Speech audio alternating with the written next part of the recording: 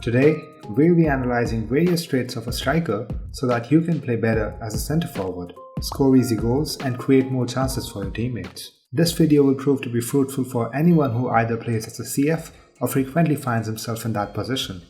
For example, wingers or maybe even cams, depending on your team's playing style. This video can also be used as a resource by defenders in order to understand how the best strikers play and anticipate their runs in a better manner.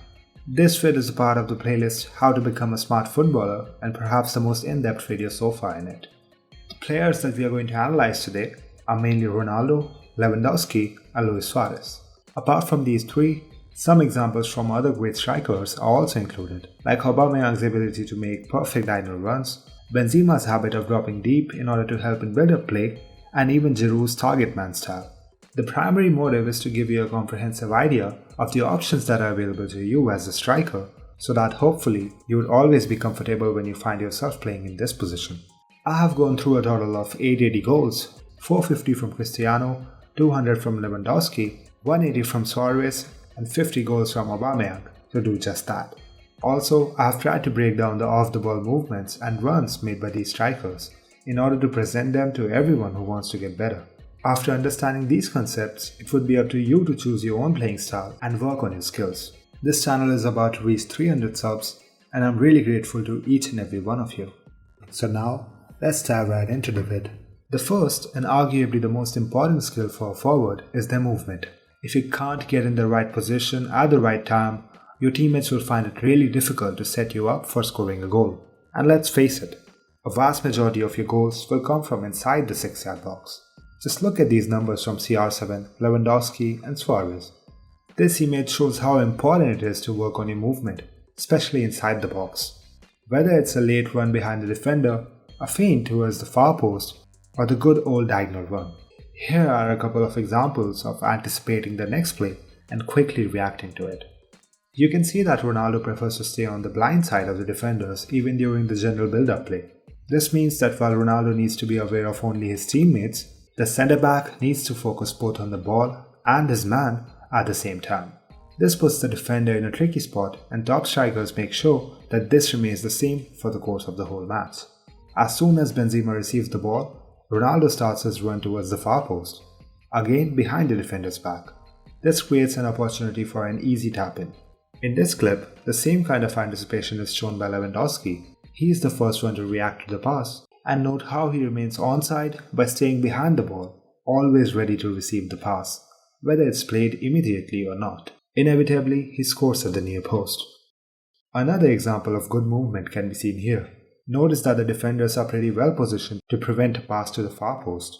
Again, Ronnie stays behind the defenders and quickly changes his direction to receive a pass from Karim. The defender is fogged, CR7 ends up scoring at the near post. Recognizing these little pockets of space can prove to be the difference between a hat-trick and a void, especially as the level of the sport increases.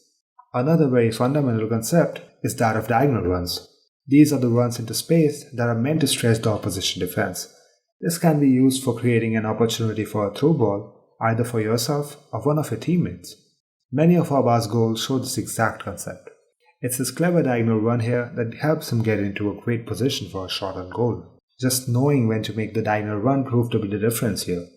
But an even better example of these runs can be seen in the next example from Suarez. It's his clever run that creates space for Messi to score. These diagonal runs always keep the defenders guessing about your next move, and even if the CB successfully defends against you, the extra couple of yards for your teammates can help your midfielders or wingers in scoring. For your team, your goals are as important as your assists. In this regard, Suarez can consider to be the more complete striker among these three. But we should also consider that most of his assists are to Leo fucking Messi, who can score from almost anywhere. Still, Suarez should definitely be given the credit for his movement and ability to pick out the perfect pass. Apart from the typical goal-scoring attributes associated with the striker, there are other very important traits as well. Benzema's ability to drop deep and help in build-up is remarkable. He's often criticized for not being able to score many goals, but his contribution to Real's gameplay has been crucial over the past decade. If you look at his stats, his goals per 90 are definitely less than the other elite strikers we talked about. But when we consider his assists per 90, he's only behind Suarez. Here is a great example of how he plays. As Benzema has dropped to collect the ball, the centre backs are now focused on him. Ronaldo uses this opportunity to make a diagonal run, and an easy chance is created for him by Benzema. Just look at how Karim's heat map looks like for the 2019-20 season. He is involved all over the pitch and is definitely important for Real. Benz is a great example of the so-called modern striker. Firmino is another great example of this style. Note how both these strikers are accompanied by great wingers and how their respective teams have performed so well at the European stage. It's also important to understand that Benzema likes to drop deep. It's his way to help out his teammates. He plays to his strengths, and that's what's important. It's not necessary for you to drop deep like he does, but if you think you can help your team like that, then that's definitely worth trying. Another approach is the target man playing style.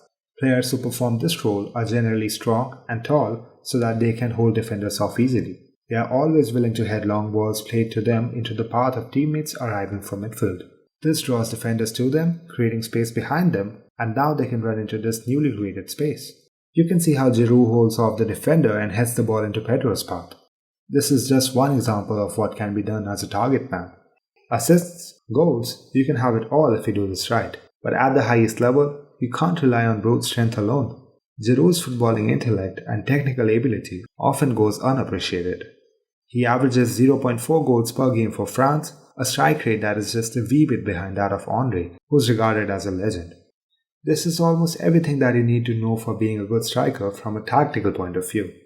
So now whenever you watch a game, keep a note of how the striker is moving and how the defenders around him react to it. Does he score? What are the attributes that he has and you don't? This is also true the other way around. There will definitely be traits that you possess but the CF you are watching doesn't. As a general rule of thumb, when you are in a game, be aware of the weakest link in the opposite team.